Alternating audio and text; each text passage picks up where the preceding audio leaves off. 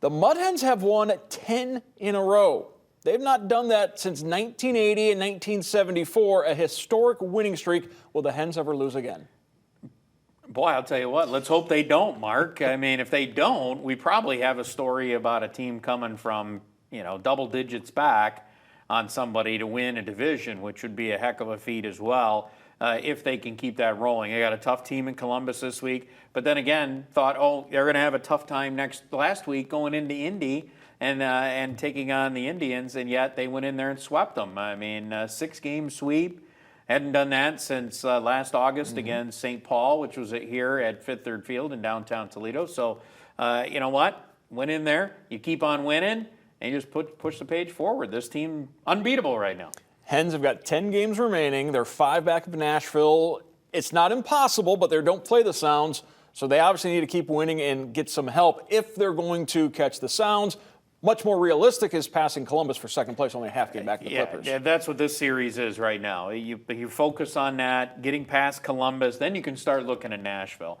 And yes, the odds, with Nashville winning on Saturday and Sunday this weekend, even though the Hens kept winning, those 2 wins by them is huge for the Sounds because it keeps you sitting there 5 back. Because even though, hey, they only played each other one time this year. They actually split, so they would go to the second tiebreaker, which is actually win percentage over the last 20 games. Which is pretty good for the Mud Hens right now. Really good for the Mud Hens right now, even though Nashville's done pretty well themselves. I mean, they're 13-7, I believe, in their last 20. But the Mud Hens are just rolling so much right now that, they would certainly win that argument. But the question is, how can they finish it out? And it starts tomorrow night. If you can beat Columbus, now you get into second. Then you can start looking at how do we continue to put pressure on Nashville. Nashville does play today, which helps them out. They get the Louisville Bats this week. How important is it to leapfrog the Clippers, finish second? Because only the top team's going to advance onto the playoffs, but there's still something to be said about finishing second. You're finishing second, Mark, in a 10-team division. It's not like it was in previous years where, you finished second, but it's 4 teams. Mm-hmm. I mean, it's not really, saying a ton. Now it's 10 other teams you've gone against for the most part all year. There are a couple teams like Gwinnett that we didn't see during the regular season.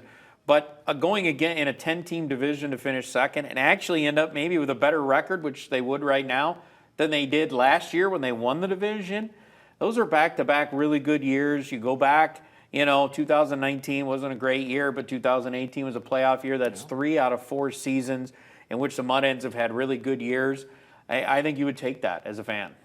This 10-game winning streak, it hasn't been fueled by any one person, any one pitcher. It's really been what we've seen all season long, which is really a total team effort out of the Hens. It's just a mix right now, and it's the right mix. And it's just everybody does something every day. And, they do a lot of the little things right. When there's a runner at first and you advance the runner, they do things with even productive outs. This is a team that's so good at that. They just all the way throughout the lineup, they do it right. And that's a credit to Lloyd McClendon and his staff because it takes a lot to get guys to continue to buy into that all season long, especially when you're hitting September. And at one point, the Hens are 10 or 11 games back and you're thinking, we're just playing it out. But, this is a team that despite all the rotation changes and despite all the player movement, has managed to keep it together and continue to play really good baseball. Clippers come into town. It'll be 7 games in 6 days, and there'll be another oddball starts because you got that doubleheader on Thursday, the afternoon game on Wednesday, 6 o'clock start on Tuesday. Yeah, it's a strange one all the way throughout. It's basically a different time all the way throughout the entire week. You mentioned it, the early start on Tuesday, then the really early start with a noon game on Wednesday, 5 o'clock there on Thursday, 7 o'clock on Friday, 5 o'clock on Saturday, and 1 o'clock on Sunday to round it out with Pink in the Park with Coleman Race for the Cure going on downtown. Lots of great stuff going on with the Mud Hens, so your last chance to see them play at home this week. I want to thank Matt Melzak for coming in.